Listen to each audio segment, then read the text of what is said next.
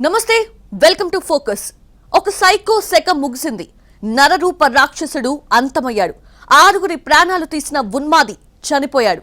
3 రోజుల నుంచి ముప్పు తిప్పలు పెడుతున్న సైకో కిల్లర్ రాజ్ కుమార్ అకస్మాత్తుగా శవమై తేలాడు. మేనమామ ఊరిలోని నిర్మానుష్య ప్రదేశంలో సూసైడ్ చేసుకున్నాడు. తన స్వగ్రామానికి 20 కిలోమీటర్ల దూరంలో సంచరిస్తున్న పోలీసులకు కనిపించలేదా? సంచలనం క్రియేట్ చేసిన కేసులో ప్రధాన నిందితుడిని ఎవరు గుర్తించలేదా? 6 హత్యలు, 3 రోజులు, 10 పోలీస్ బృందాలు. రాజ్ కుమార్ ఎక్కడా అనే ఎడతెగని ఉత్కంఠ. బతికే ఉన్నాడా, సూసైడ్ చేసుకున్నాడా అనే ప్రశ్నల మధ్య అసలేం జరిగింది? 100 ఏనుగులను తిన్న రాబందు బొక్క గాలివానకు చచ్చినట్టు అరగంటలో 6గురిని హత్య చేసిన సైకో కిల్లర్ రాజ్ కుమార్ కి కూడా చావు అలాగే వచ్చింది. ఓ పక్కన పోలీసులు అతని కోసం 10 బృందాలతో వేటాడుతుంటే కేవలం ఒక్క పాయిజన్ బాటిల్ తాగేసి కిక్కురు మనకుండా చచ్చిపోయాడు. రంగారెడ్డి జిల్లా కొత్తూరు సమీపంలోని పెంజలలో అతని డెడ్ బాడీ లభించింది. దీంతో 3 రోజుల పాటు తెలుగు రాష్ట్రాల్లో నెలకొన్న ఉత్కంఠకు తెరపడింది. మనిషి అయితే చచ్చిపోయాడు, కానీ పోలీసుల కళ్ళు గప్పి అతడక్కడికి ఎలా వచ్చాడు? అతనికి పాయిజన్ బాటిల్ ఎక్కడిది? ఇలాంటి సందేహాలు మాత్రం ఇంకా మిగిలే ఉన్నాయి. రాజ్ కుమార్ మృతి వెనుక అసలేం జరిగింది? ఊహించిందే జరిగింది. నరరూప రాక్షసుడు సైకో కిల్లర్ అరగంటలో 6గురిని ఊచకోత కోసిన షాబాద్ సైకో రాజ్ కుమార్ చనిపోయాడు. రంగారెడ్డి జిల్లా కొత్తూరు మండలం పెంచర్లలో psycho killer Raj Kumar dead body లభ్యమైంది. సొంత మేనమామ ఊరికి వెళ్లి చనిపోయినట్లుగా తెలుస్తోంది. అతని మృతదేహం ఉందన్న సమాచారంతో పోలీసులు ఘటనా స్థలానికి చేరుకున్నారు. చనిపోయిన వ్యక్తిని రాజ్ కుమార్ గా గుర్తించారు. అతని డెడ్ బాడీ పక్కనే పాయిజన్ బాటిల్ గుర్తించారు. దీంతో అతను ఆత్మహత్య చేసుకున్నట్లు పోలీసులు భావిస్తున్నారు. ఘటనా స్థలానికి వెళ్లిన పోలీసులు రాజ్ కుమార్ డెడ్ బాడీని స్వాధీనం చేసుకున్నారు. క్లూస్ టీం ద్వారా ఆ స్థలంలో ఉన్న ఆధారాలను సేకరించారు. 6గురిని చంపేసి అర్ధరాత్రి పారిపోయిన తర్వాత నుంచి రాజ్ కుమార్ ఆచూకీ లభ్యం కాలేదు. అతని కోసం తొలుత 10 టీంలతో పోలీసులు వెతకటం ప్రారంభించారు. అయితే ఆదివారం మరో 4 టీమ్స్ కూడా పెంచారు. అతడు కారులో పారిపోతుండగా తిమ్మపూర్లో పెట్రోల్ అయిపోయిందని, దీంతో కారును అక్కడే వదిలి వెళ్లినట్లు గుర్తించారు. అక్కడి సీసీటీవీ ఫుటేజీలు పరిశీలించారు. కానీ ఎక్కడా అతనికి సంబంధించిన క్లూస్ ఏవీ దొరకలేదు. చివరికి ఒక్కసారిగా చనిపోయిన స్థితిలో రాజ్ కుమార్ కనిపించాడు. 3 రోజులు 10 పోలీసుల టీమ్స్, 100 సీసీ కెమెరాలున్నా అతని జాడ కనిపించలేదు. పోలీసుల కళ్ళు కప్పి అతను ఎక్కడ షెల్టర్ తీసుకున్నాడు? అంతా తెలిసి అతనికి షెల్టర్ ఎవరిచ్చారు? ఒక్కసారిగా పెంచర్లలోని ఓ వెంచర్లో అకస్మాత్తుగా శవమై కనిపించడం ఎన్నో అనుమానాలకు దారితీస్తోంది. అసలు అతడు ఎక్కడి నుంచి ఆ వెంచర్లోకి వచ్చాడు? అతడు ఎవరికంట పడలేదా? పాయిజన్ బాటిల్ అక్కడే తాగాడా? అసలు పాయిజన్ బాటిల్ ఎక్కడ కొన్నాడు? షాపులో కొనుంటే ఆ షాప్ వ్యక్తులు అతన్ని గుర్తుపట్టలేదా? నిందితుడు రాజ్ కుమార్ 6గురిని చంపేసిన తర్వాత కారులో వెళుతూ తండ్రికి కాల్ చేశాడు. ఆ రాత్రి తాను 6గురిని చంపేసినట్లు చెప్పాడు. తాను కూడా చనిపోతానని చెప్పి ఫోన్ కట్ చేశాడు. ఇక అప్పటి నుంచి అతని ఫోన్ స్విచ్ ఆఫ్లోనే ఉంది.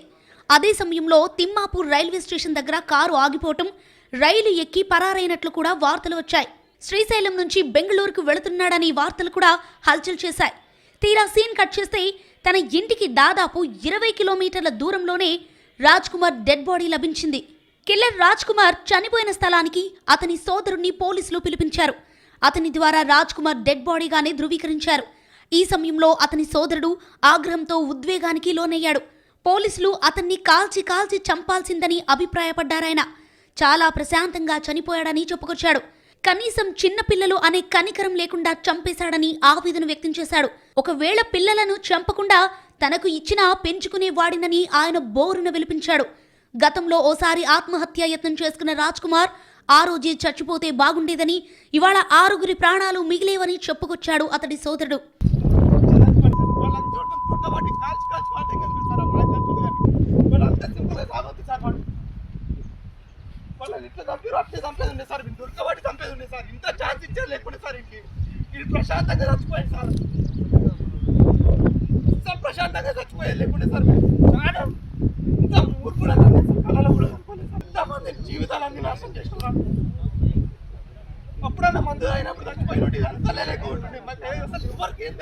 సైకో కిల్లర్ రాజ్ కుమార్ మృతిపై మైనర్ బాలిక మేనమామ స్పందించారు.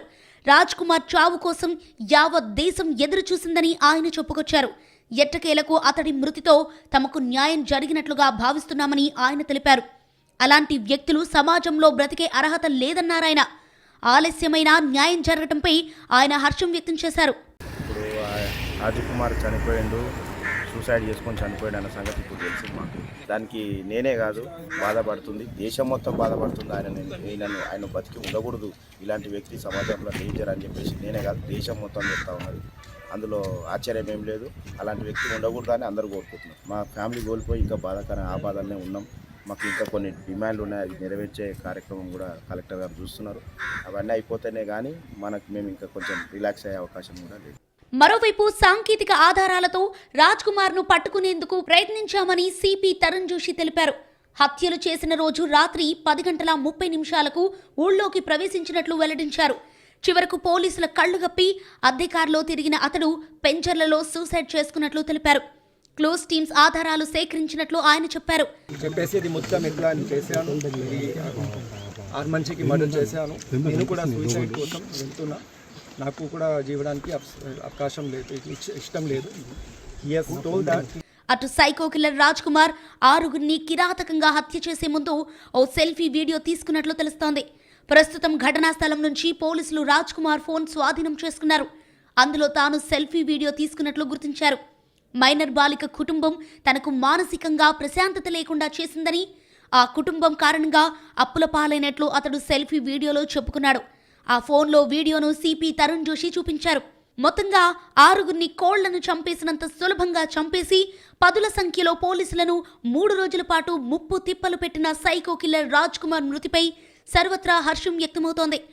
అయితే 3 రోజుల నుంచి అతను ఎక్కడెక్కడ తిరిగాడు, అతనికి షెల్టర్ ఇచ్చిన వ్యక్తులెవరు, అతనికి పాయిజన్ బాటిల్ ఎక్కడ లభించింది, లేక 6 హత్యల తర్వాత ఆత్మహత్య చేసుకుందామని డిసైడ్ అయిన రాజ్ కుమార్ పాయిజన్ బాటిల్ కూడా ముందే సిద్ధం చేసుకున్నాడా? ఇలాంటి ప్రశ్నలకు సమాధానాలు దొరకాల్సి ఉంది. ప్రస్తుతమైతే అతని డెడ్ బాడీని పోలీసులు పోస్ట్ మార్టం కోసం చేవెళ్లే ప్రభుత్వ ఆసుపత్రికి తరలించారు. ఈ కేసులో ఇప్పుడు వచ్చే పోస్ట్ మార్టం రిపోర్ట్ కూడా కీలకం కానుంది. నిజంగా అతను పాయిజన్ తాగి చనిపోయాడా, లేదా మరో కారణం ఏదైనా ఉందా అనేది పోస్ట్ మార్టం రిపోర్ట్ వచ్చిన తర్వాతే తెలుస్తుంది. రాజ్ కుమార్ సైకోలా ఎలా మారాడు? ముందు నుంచి అతని ప్రవర్తన ఎలా ఉండేది? చిన్నపిల్లలు, అందులోనూ తన పిల్లలనే కసిదీరా చంపేంత కక్ష ఎందుకు కట్టాడు? కట్టుకున్న భార్య పైన పీకల దాకా పగ ఎందుకు పెంచుకున్నాడు? అతడు సెల్ఫీ వీడియోలో చెప్పుకున్నదంతా నిజమేనా? రాజ్ కుమార్ అంతరంగమేంటి? కిల్లర్ రాజ్ కుమార్ జూలై 10న అర్ధరాత్రి మారణహోమం సృష్టించాడు. రాత్రి నేరుగా తాను ప్రేమిస్తున్నాను అంటూ రోజు వెంటపడుతున్న మైనర్ బాలిక ఇంటికెళ్లాడు. ఆమెను బయటికి తీసుకువచ్చే ప్రయత్నం చేశాడు. ఈ క్రమంలో ఆమె తల్లి, నానమ్మ అడ్డుపడ్డారు. దీంతో వారిద్దరిని తన వెంట తెచ్చుకున్న కత్తితో దాడి చేసి చంపేశాడు. అదే ఇంట్లో ఉంటున్న మైనర్ బాలిక సోదరి మానసిక స్థితి సరిగ్గా లేదని అమ్మాయిని చంపకుండా వదిలేశాడు. అనంతరం మైనర్ బాలికను ఈడ్చుకుంటూ తీసుకువచ్చి కారులో పడేశాడు. అక్కడి నుంచి ఆమెను నేరుగా దైవాలగూడలో ఉన్న తన ఇంటికి తీసుకెళ్లాడు. ఆమెను కారులో ఉంచి లాక్ చేసి నేరుగా ఇంట్లోకి వెళ్లాడు. అక్కడ భార్య సరితతో పాటు తన 2 పిల్లలు పరీక్షిత్, దైవీక్షిత్ను చంపేశాడు. కారులో ఉన్న మైనర్ బాలిక అరవకుండా నోట్లో గుడ్డలు కుక్కేశాడు.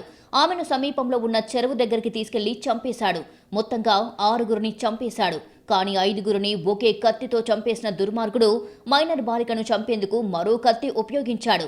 మరోవైపు రాజ్ కుమార్ ఘాతుకంతో మైనర్ బాలిక కుటుంబంలో దివ్యాంగురాలు ప్రాణాలతో బయటపడిన నానమ్మ, అమ్మ, అక్క చనిపోవడంతో అనాథలా మారింది.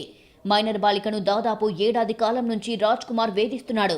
తన ఇంటికి సీసీ కెమెరాలు పెట్టి బాలిక ఇంటి వైపు ఫోకస్ చేశాడు. బాలిక ఇంట్లో నుంచి బయటికి వెళ్లగానే ఆమెను వెంబడిస్తూ వేధింపులకు గురి చేసేవాడు. ఈ ఏడాది మే 16న ఇంటర్ పరీక్ష ఉండటంతో ఆమె తల్లి లక్ష్మి తన కూతుర్ని తీసుకుని శంషాబాద్కు వెళ్ళింది. ఈ క్రమంలో రాజ్ కుమార్ అక్కడికి చేరుకుని బాలికను తనతో బలవంతంగా తీసుకెళ్లేందుకు ప్రయత్నించాడు. అడ్డుకున్న తల్లి, కూతురుతో సహా షాబాద్ పోలీస్ స్టేషన్కు వెళ్లి ఫిర్యాదు చేసింది. దీంతో పోలీసులు పోక్సో చట్టం కింద కేసు నమోదు చేశారు. ఆ తర్వాత కేసు పోలీసులు పక్కన పెట్టేశారు. నిందితుడిని పట్టుకోవడానికి ప్రయత్నించలేదు. అయితే రాజ్ కుమార్ కోర్టు నుంచి ముందస్తు బెయిల్ పొందాడు. జూన్ 12న ముందస్తు బెయిల్ తీసుకున్నాడు. ఇక తనపై పోక్సో కేసు పెట్టినందుకు మైనర్ బాలిక కుటుంబంపై పగబట్టాడు రాజ్ కుమార్. అటు పోక్సో కేసు తర్వాత రాజ్ కుమార్ కుటుంబంలో కలహాలు మొదలయ్యాయి. అతడు మైనర్ బాలిక వెంట పడడాన్ని భార్య ప్రశ్నించింది. దీంతో ఆమెపైన పగతోనే రగిలిపోయాడు. తన విచ్చలవిడి జీవితానికి అడ్డు వస్తుంది అనే కారణంతో ఆమెను అడ్డు తొలగించుకునేందుకు స్కెచ్ చేశాడు. మైనర్ బాలికతో పాటు భార్య, పిల్లలను కూడా చంపేందుకు ప్రణాళిక సిద్ధం చేశాడు. అటు స్థానికంగా రియల్ ఎస్టేట్ చేస్తున్నా పెద్దగా కలిసి రాలేదు. మరోవైపు రాజ్ కుమార్ బెట్టింగ్లకు కూడా అలవాటు పడ్డాడు. అందులో భారీగా డబ్బులు పోగొట్టుకున్నాడు. దాదాపు 2 కోట్ల రూపాయల వరకు అప్పులు చేసినట్లుగా తెలుస్తోంది. అప్పులు తీర్చే మార్గం లేకపోవడంతో మానసికంగా పూర్తిగా దిగజారిపోయాడు. ఈ క్రమంలోనే ఓ ఉన్మాదిలా మారాడు. అర్ధరాత్రి వేళ అరాచకం సృష్టించాడు. తాను పగ పెంచుకున్న వారందరినీ ఒకరి తర్వాత ఒకరిని ఊచకోత కోశాడు. అనంతరం తాను కూడా ఆత్మహత్య చేసుకుంటాను అని తండ్రికి ఫోన్ చేసి చెప్పాడు. కానీ అప్పట్నుంచి కనిపించకుండా పోయాడు. అతడి కోసం 10 పోలీసు బృందాలు 3 రోజుల పాటు గాలించాయి. అయితే రాజ్ కుమార్ మాత్రం సూసైడ్ చేసుకోవడానికి ప్రయత్నించినట్లుగా తెలుస్తోంది. రైల్వే ట్రాక్ మీద నిలబడి ఆత్మహత్య చేసుకునేందుకు ప్రయత్నించినా చివరి నిమిషంలో ధైర్యం చాలక ఆ ప్రయత్నాన్ని విరమించుకున్నట్లు సమాచారం. అయితే చివరిగా తన మేనమామ ఊరికి వెళ్లి అక్కడే మందు తాగి ఆత్మహత్య చేసుకోవడంతో సైకో కిల్లర్ బుదంతానికి ఎండ్ కార్డు పడింది. రక్షణ వ్యవస్థ ఎటుపోయినట్టు, పోలీసులు ఏం చేస్తున్నట్టు? ఓ అమాయక బాలికకు ఈ సమాజంలో రక్షణ లేదా? చట్టం ముసుగులో తప్పించుకుంటున్న ఇలాంటి నరరూప రాక్షసులకు అడ్డుకట్ట వేయడంలో ఇంకా మనం ఫెయిల్ అవుతూనే ఉన్నామా? ఇప్పుడు బాధిత కుటుంబానికి సమాధానం చెప్పేదెవరు? ఇలాంటి ప్రశ్నలకి రిక్తహస్తాలే సమాధానాలవుతాయా? అసలు ఆ సమాధానాలు దొరికేదెప్పుడు? మానవ మృగం చేసిన నరమేధం, 2 కుటుంబాల్లో నిండిన విషాదం, 10ల వయసు కూడా దాటకుండానే నిండు 100 ఏళ్లు నిండిపోయిన 2 పసిప్రాణాలు, ప్రేమను కాదన్నందుకు ఓ అమాయక బాలిక, ప్రేమ పేరుతో ఎందుకు బాలిక వెంట పడుతున్నావని ప్రశ్నించినందుకు కట్టుకున్న భార్య, ఇలా ఓ ఉన్మాది క్రూరత్వానికి పగతో రగిలిపోయి చేసిన నరమేధానికి బలయ్యారు. రంగారెడ్డి జిల్లా షాబాద్ మండలం దైవాలగూడలో ఉంటున్న రాజ్ కుమార్ 2018లో సరితను ప్రేమ వివాహం చేసుకున్నాడు. వేర్వేరు కులాలైనప్పటికీ ఇష్టపడి ప్రేమించి పెళ్లి చేసుకున్నారు. సరిత బీఈడీ పూర్తి చేసింది. ఇటీవలే ఉపాధ్యాయ అర్హత పరీక్షలో కూడా అర్హత సాధించింది. పిల్లల భవిష్యత్తు కోసం ఎన్నో కలలు కంది. రాజ్ కుమార్ కూడా ఇటీవలే 3 ఎకరాల భూమిని ఎకరా 1.3 కోట్ల చొప్పున విక్రయించాడు. డైరీ ఫామ్ ఏర్పాటు చేయడానికి షెడ్లు కూడా నిర్మించాడు. అంతా బాగుందనుకునే సమయంలోనే 2024 నుంచి ఓ మైనర్ బాలికపై రాజ్ కుమార్ కన్ను పడింది. దీంతో భార్య సరితను విడాకులివ్వాలంటూ బెదిరించడం మొదలుపెట్టాడు. అంతేకాదు గతేడాది కాలంగా ఆ బాలికను తీవ్రంగా వేధిస్తున్నాడు. కాలేజీకి వెళ్తుంటే అడ్డుపడటం, ఫోన్ మాట్లాడకపోతే చంపేస్తానని బెదిరింపులకు దిగేవాడు. భయపడిన బాలిక తల్లి తన కూతుర్ని 6 నెలల పాటు కాలేజీకి కూడా పంపకుండా ఇంట్లోనే ఉంచింది. వారి కదలికలను గమనించడానికి రాజ్ కుమార్ తన ఇంటి వద్ద సీసీటీవీ కెమెరాలను కూడా అమర్చాడు. మే 16న బాలిక ఇంటర్ మొదటి సంవత్సరం పరీక్ష రాసి కాలేజీ బయటికి రాగానే రాజ్ కుమార్ ఆమె చెయ్యి పట్టి లాగడానికి ప్రయత్నించాడు. తల్లి కాపాడుకొని పోలీసులకు ఫిర్యాదు చేసింది. దీంతో అతడిపై పోక్సో కేసు నమోదయ్యింది. చివరికి ఆ కేసు పగగా మారింది. అదే ఒక్క రాత్రిలో 6 ప్రాణాలను బలి తీసుకునేందుకు కారణంగా మారింది. 6 ఊచకోత కొయ్యడంతో షాబాద్లో ఒక్కసారిగా ఉద్రిక్త వాతావరణం నెలకొంది. మైనర్ బాలిక బంధువులు ఆందోళనకు దిగారు. తమ బిడ్డను రాజ్ కుమార్ వేధింపుల నుంచి కాపాడుకునేందుకు కేసులు పెట్టినా పోలీసులు నిర్లక్ష్యంగా వ్యవహరించారని వారు ఆవేదన వ్యక్తం చేశారు. చట్టం తమను కాపాడుతుందని నమ్మినా ఈ రోజు తమకేం మిగలలేదని ఆవేదన చెందారు. కేసు నమోదైన తర్వాత రాజ్ కుమార్ బయట ఏం చేస్తున్నాడో, ఎలాంటి కక్ష పెంచుకున్నాడో చూసే నాదుడై కరువయ్యాడని కన్నీటి పర్యంతమయ్యారు. చివరకు మా నమ్మకమే మాకు శ్మశానమయ్యిందని మైనర్ బాలిక కుటుంబ సభ్యులు ఆవేదన వ్యక్తం చేశారు. మైనర్ బాలిక అమ్మ నాయనమ్మతో పాటు వాళ్ళ కుటుంబాన్ని సైతం కిరాతకంగా చంపేసిన రాజ్ కుమార్ ఆత్మహత్య చేసుకున్నాడు.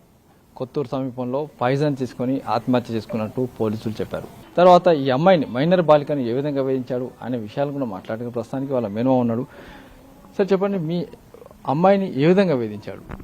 ఇక అమ్మాయిని అరెస్ట్ చేయడం, ఎక్కడ వెళ్తే అక్కడ బస్సుకు ఫాలో కావడము, మధ్యలో ఆపేసి బస్సు దగ్గర స్టాప్ల దగ్గర ఆపేసి కారు ఎక్కువ అనడము, ఇట్లా కొన్ని రకరకాలుగా ఆమెను అది చేస్తున్నాడు. ఆమె కాలేజీకి వెళ్ళే టైంలో మళ్ళీ ఇక్కడ వచ్చిన తర్వాత ఇక్కడ ఎవరు వచ్చి కలిసి మాట్లాడినా వాళ్ళతో ఎందుకు మాట్లాడుతున్నావు అడగడము, ఇంకా ఇంటికి వస్తుంటే వాళ్ళు ఎందుకు వచ్చిపోయారని అడగడము, ఇట్లా ఈ కెమెరా ఇక్కడ పెట్టేసి ఈ అమ్మాయి అబ్జర్వేషన్స్ అన్ని అబ్జర్వ్ చేస్తా ఉన్నాడు. అమ్మాయి వెళ్ళే రూట్, అమ్మాయి వెళ్ళేదానికి రోజు ఎగ్జామ్ రాయడానికి వెళ్ళింది. అమ్మాయి కాలేజ్ మానిపించేసి ఎగ్జామ్ రాపిస్తామని ఇక డిసైడ్ అయినాం. బయట సొసైటీలో ఇట్లుంది, ఏ టైం ఏమవుతుందో తెలియదు, మో పిల్లలు లేని ఇల్లు అని చెప్పేసి ఎగ్జామ్ రాయడానికి వెళ్ళింది. ఎగ్జామ్ రాసే దగ్గర అక్కడ ఎగ్జామ్ రాసి హాల్లో నుంచి బయటకు వచ్చేటప్పుడు అప్పటికే అక్కడనే ఉన్నాడు ఈయన ఆమెను తీసుకెళ్దామని. ఆ ఎగ్జామ్ రాసి వచ్చేటప్పటికి ఆ అమ్మాయిని పట్టుకొని ఉరకడం స్టార్ట్ చేసిండు. అమ్మాయి బలంగా ఇక్కడ లాగుకుంటా ఉంది. ఉరకడం స్టార్ట్ చేసిండు. మా అక్క అక్కడ ఉండి ప్రొటెక్ట్ అలా బిడ్డను కాపాడుకోవడానికి ఆమె ప్రయత్నం బాగానే చేసింది. చేసి ఇక పగటిపూట అది మధ్యాహ్నం టైంలో అందరూ చూస్తున్నారు, ఇక ఇడిచిపెట్టేసిండు. ఇక అది సాధ్యమవుతలేదు ఆయనకి. పోతా పోతా ఏమన్నాడంటే, మీ నాన్నని చంపినా ఎవడేం బీకలేడు, మీ మొగం చంపినా ఎవడేం బీకలేడు, నేను మిమ్మల్ని కూడా చంపేస్తా, మీరు ఇక నా మాట వినకపోతే డైరెక్ట్ పిఎస్కి వెళ్ళి పిఎస్లో కంప్లైంట్ అనేది వీళ్ళే ఇచ్చేసారు. మేము పక్కన ఉన్నాం, వీళ్ళే ఇచ్చేసారు ఏమేమి జరిగింది అసలు ఎట్లా అనేది. అక్కడ ఎఫ్ఐఆర్లో కూడా మెన్షన్ చేసిరు, అది పిఎస్లో కంప్లైంట్లో కూడా ఉంది. ఇంకోటి పోలీసు వాళ్ళు కూడా నన్ను ఏం చేయలేరు, ఏ పొలిటికల్ లీడర్ నన్ను ఏం చేయలేడు, ఎమ్మెల్యే ఏం చేయలేరు, ఎవరు ఏం చేయలేరు, అందరినీ నేను చూసుకుంటా, నా చేతులు ఉన్నారు అన్నట్టుగా అది కూడా మాట్లాడాడు. ఇక తర్వాత వారం అయింది, మాకు వారం రోజులకి ఇలా స్టేట్మెంట్ రికార్డ్ చేసుకొని రావాలి శంషాబాద్లో. అమ్మాయిని తీసుకెళ్లి ఆ అమ్మాయి కూడా ఇక్కడ జరిగిన సిచ్యువేషన్స్ కంప్లైంట్లు ఏముందో అక్కడ కూడా అవే చెప్పి తీసుకొని వచ్చినాం. సార్ మీకు మళ్ళీ వచ్చినాం పిఎస్కి, సార్ మీకు స్టేట్మెంట్ వచ్చింది, ఎవిడెన్స్ అన్నీ వచ్చినాయి, ఇప్పటికి కూడా ఆయన అరెస్ట్ కాకపోవడం ఏంది, ఇప్పటికి కూడా మీరు అరెస్ట్ చేయకపోవడం ఏంది, పట్టుకోకపోవడం ఏంటంటే ఆడు బెయిల్ తీసుకొని బయట తిరుగుతున్నా అని చెప్పేస్తున్నాం. బెయిల్ ఎవరు ఇచ్చారు? అసలు స్టేట్మెంట్ రికార్డింగ్ మొన్న అయింది, అమ్మాయికి వారం రోజులు అయింది మేము కంప్లైంట్ ఇచ్చి, మీరు ఏ కోర్టుకు తీసుకుపోయారా అని ఎట్లా ఇది చేసుకుపోయారు? ఎవరు ఇచ్చారు బెయిల్? ఫోక్సోకి. మేము మళ్ళీ థ్రెట్ ఉంది సార్, వాళ్ళు భయపడతా ఉన్నారు, మీరు ఇప్పటి వరకు కూడా యాక్షన్ తీసుకోవట్లేదు అది అంటే లాస్ట్కి ఏమంటుండు మళ్ళీ, నువ్వు ఇక నిమ్మలంగా ఉండిగా, ఎందుకంటే వాడు భయపట్టిండు ఆల్రెడీగా ఈ ఇష్యూలా, భయపడి బయట తిరుగుతున్నాడు, నువ్వేం టెన్షన్ పడొద్దు, మీరు పనులు మీరు చేసుకోండి ఇక అంటే ఆయన ఎస్ఐ రమేష్ గారు అన్నారు. ఆయనకు ఇప్పుడు ఈ పోలీసు వాళ్ళు ఏం చేసిరంటే, నువ్వేమైనా చేసుకో ఇక నువ్వు అన్నట్టు రూట్ క్లియర్ చేసి పెట్టిరు వానికి. ఇప్పుడు అప్పుడే అరెస్ట్ చేసి ఇంత భయం చేసి ఉంటే ఆయనకు అర్థమవుతుండే మారుతుండేనేమో. కనీసం వాళ్ళ ఫ్యామిలీ మెంబర్స్ను చంపుకున్నంత కసాయోడు తయారైంది బయట వచ్చి. వీళ్ళు కనీసం ఆ స్టెప్ తీసుకుని ఉంటే ఆ రోజే ఇంత అన్యాయం జరగకపోతుండే. మొత్తానికైతే ఈ కేసు సంబంధించి అటు 6 హత్య తర్వాత పాయిజన్ తీసుకొని నిందితుడైన రాజ్ కుమార్ చనిపోవడం, మొత్తంగా ఈ కథకు ఫుల్ స్టాప్ అయినట్టు చెప్పవచ్చు. కెమెరా పర్సన్ సుభాష్తో రమేష్ ఎట్లా ఏంటి? చిన్నారులపై లైంగిక వేధింపులు, దాడులకు సంబంధించిన పోక్సో కేసులు ఏటా పెరిగిపోతున్నాయి. గతేడాది 3 కమిషనరేట్ల పరిధిలో ఏకంగా 1672 కేసులు నమోదయ్యాయి. 75 నుంచి 80% కేసుల్లో చిన్నారులపై అఘాయిత్యాలకు పాల్పడుతున్నది బయటి వ్యక్తులు కాదు, వారికి బాగా తెలిసిన బంధువులు, స్నేహితులు లేదా ఇరుగు పొరుగు వారే కావడం విశేషం. సాధారణంగా పోక్సో కేసు నమోదు కాగానే నిందితుడిని అరెస్టు చేయడం లేదా అతనిపై పక్కా నిఘా పెట్టడం పోలీసుల ప్రాథమిక బాధ్యత. ఆచరణలో అలా జరగడం లేదు. షాబాద్ ఉదంతంలో నిందితుడు రాజ్ కుమార్ పై ఈ ఏడాది మేలో పోక్సో కేసు నమోదయ్యింది. ఆ తర్వాత అతని కదలికలను పోలీసులు పట్టించుకోకపోవడం, కక్షతో రగిలిపోతున్నా గమనించకపోవడంతో 6గురిని హతమార్చాడు. కేసు నమోదైన తర్వాత బయటే తిరుగుతూ బాధితుల కుటుంబాలను కేసు వెనక్కి తీసుకోమని బెదిరిస్తున్న ఉదంతాలు అనేకం ఉన్నాయి. పోలీసుల నిఘా లేకపోవడంతో బాధిత కుటుంబాలు ఊర్లు వదిలి వెళ్లిపోవాల్సిన దుస్థితి. పోక్సో కేసులో నిందితుడు బెయిల్పై వచ్చినా లేదా అరెస్టు కాకుండా బయట తిరుగుతున్నా స్థానిక పోలీసులు నిరంతరం వారిపై నిఘా ఉంచాలి. స్టేషన్లలో సిబ్బంది కొరత, ఇతర కేసుల ఒత్తిడి నెపంతో నిందితులను గాలి కొదిలేస్తున్నారు. వారి మానసిక ప్రవర్తన మెరుగయ్యే వరకు క్రమం తప్పకుండా కౌన్సిలింగ్, చికిత్సలు అందించాల్సిన అవసరం ఎంతైనా ఉందని నిపుణులు సూచిస్తున్నారు.